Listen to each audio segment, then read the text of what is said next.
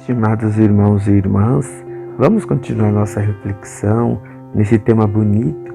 Eu amo a minha igreja. Nós estamos sendo orientados e ajudados pelo Padre José Fernandes de Oliveira, o Padre Zezinho, para nós podermos conhecer mais esse Jesus ao qual nós amamos e conhecemos. O povo hebreu se norteava pelas suas tradições orais e escritas. Embora não fosse demasiado compreensivo ou clemente com seus profetas e místicos, costumava dar ouvidos aos que acreditavam que Deus falava pela boca dos fundadores de povo e pelos profetas de Deus que, de quando em quando, sacudiam Israel com a sua mensagem. No seu livro sagrado, a Bíblia, era constante a lembrança de que um dia um homem muito especial apareceria entre eles. Este homem seria sagrado por Deus, seria rei, seria sacerdote, seria profeta, teria poder temporal e espiritual. Seu reinado seria forte e irresistível. Seria chamado Filho de Deus. Seria glorioso, mas passaria por um terrível sofrimento. Tudo isso está nos livros dos profetas Isaías, Jeremias, Baruque, Amós, Ezequiel, Daniel, Miqueias, Zacarias e também no Êxodo, 1º e 2º Samuel, 1º Reis, Números, Sabedoria, Salmos e outros livros do Antigo Testamento. Todos eles prediziam para Israel e para a humanidade um reino de justiça e um reino justo, eleito por Deus, Filho de Deus, protótipo de humanidade que Deus enviaria para converter os corações dos homens para si. Leamos um texto para entender o que significa esta espera. Isaías o descreve nos capítulos 42 e 53 do seu livro. Eis o meu povo a quem apoio, meu eleito a quem quero bem. Pus nele meu espírito, e ele levará o meu direito aos povos. Não gritará, não levantará a voz, e não fará ouvir a sua voz pelas ruas. Não quebrará a cana já rachada, nem apagará a mecha em extinção. Com fidelidade levará o direito. Ele não esmorecerá, nem se deixará abater, até estabelecer na terra o direito. As ilhas aguardam a sua doutrina. Assim fala o Senhor Deus, que criou o céu e a desdobrou, que consolidou a terra com os seus produtos, que concedeu o sopro da vida aos homens, seus habitantes, o sopro vital aos que nele andam. Eu, o Senhor, te chamei com justiça e te tomei-te pela mão. Eu te formei e te fiz como aliança do povo, como luz das nações, a fim de abrires olhos cegos, tirarem de cárceres os presos e da masmorra os que moram na escuridão. Eu sou o Senhor, este é o meu nome. Não vou dar a minha glória a nenhum outro, e tampouco aos ídolos o louvor que me cabe. Vede, os primeiros acontecimentos já se realizaram e estou a ponto de anunciar outros novos, antes que eles venham à luz. Dou-os a conhecer. Acompanhamos ainda outro texto que nos dá uma ideia das experiências amargas pelas quais passaria o profeta, sacerdote e rei que haveria de libertar o povo de Israel. Quem deu crédito ao que nós ouvimos e a quem foi revelado o braço do Senhor? Ele subirá como um arbusto diante dele e como raiz que sai de uma terra sequiosa. Ele não tem beleza nem formosura. Vimo-lo, não tinha presença de quem era e por isso não fizemos caso dele. Ele era desprezado, o último dos homens, um homem de dores, experimentado nos sofrimentos. O seu rosto estava encoberto, era desprezado e por isso nenhum caso fizemos dele. Verdadeiramente, Ele foi o que tomou sobre si as nossas fraquezas. Ele mesmo carregou com as nossas dores. Nós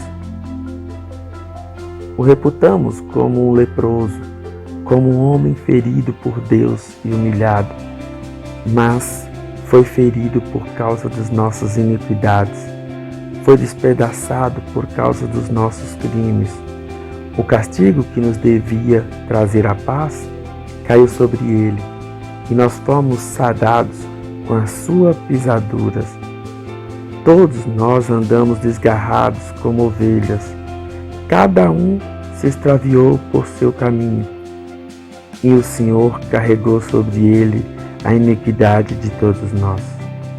Foi oferecido em sacrifício, porque ele mesmo quis, e não abriu a sua boca, como ovelha que é levada ao matadouro, como um cordeiro diante dos que os tosquiam. Guardou silêncio e não abriu sequer a sua boca. Ele foi tirado pela angústia e pelo juízo. Quem contará a sua geração? Porque ele foi cortado da terra dos viventes, eu feri por causa da maldade do meu povo. E o Senhor lhe dará aos ímpios em recompensa da sua sepultura, e o rico em recompensa da sua morte, porque ele não cometeu iniquidade, nem nunca se achou dolo na sua boca. O Senhor quis consumi-lo com sofrimentos, mas quando tiver oferecido a sua vida pelo pecado, verá uma descendência perdurável, e a vontade do Senhor prosperará nas suas mãos. Verá o fruto do que a sua alma trabalhou, e ficará satisfeito. Este mesmo justo, meu servo, diz o Senhor, justificará muitos com a sua ciência, e tomará sobre si as suas iniquidades.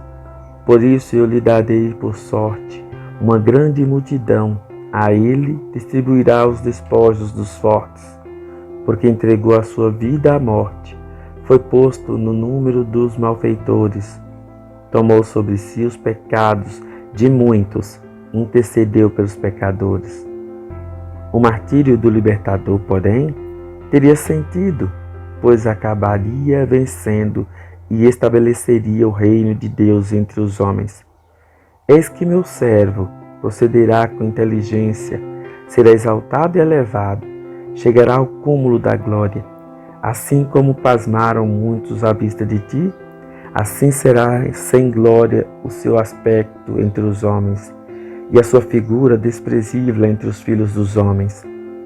Ele borrifará muitas nações diante deles, os reis taparão a boca, porque ouviram aqueles a quem nada tinha sido anunciado a seu respeito. Os que não tinham ouvido falar dele o contemplarão.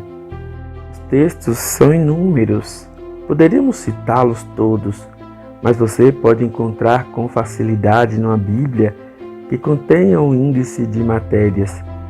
A verdade, porém, é bem menos bonita do que a profecia. Hoje o povo hebreu continua esperando por este Messias e libertador. Os cristãos que nasceram de um grupo de hebreus seguidores de Jesus sustentam que o Messias já veio e que este homem perfeito era Jesus de Nazaré. E a maior parte da humanidade continua sem conhecer nem as promessas do Messias, nem a pessoa de Jesus. Os muitos livros sagrados dos judeus e dos cristãos, enfaixados na Bíblia, praticamente apontam para este homem especial. Os judeus ficam com os livros que prometem sua vinda, os cristãos com estes e os que garantem que Jesus era este homem. Mas para entender esses fatos, recuem um pouco para os anos 27 e 28 de nossa era, região Palestina, proximidades de Jerusalém. Ali, 2 homens se encontrariam e eram meio parentes. João, filho do sacerdote Zacarias, do templo de Jerusalém, e Jesus, filho de José, o carpinteiro de Nazaré. Naquele encontro, João o apontaria como o homem que todos esperavam, e Jesus confirmaria a palavra de João. Quem não aceita Jesus, suspeita da veracidade do relato. É um direito que lhe compete, mas alguma coisa de novo estava acontecendo naqueles dias. E os personagens eram João, filho de Zacarias, e Jesus, filho de José. Adentremos aqueles acontecimentos e vamos perceber que Deus Nosso Senhor tem um propósito muito especial para cada um de nós. Ele já fez cumprir a sua promessa. Basta a gente querer, basta a gente se interessar, basta a gente procurar e com certeza vamos nos deparar com a história mais fascinante e verdadeira que este mundo já experimentou. Bom dia!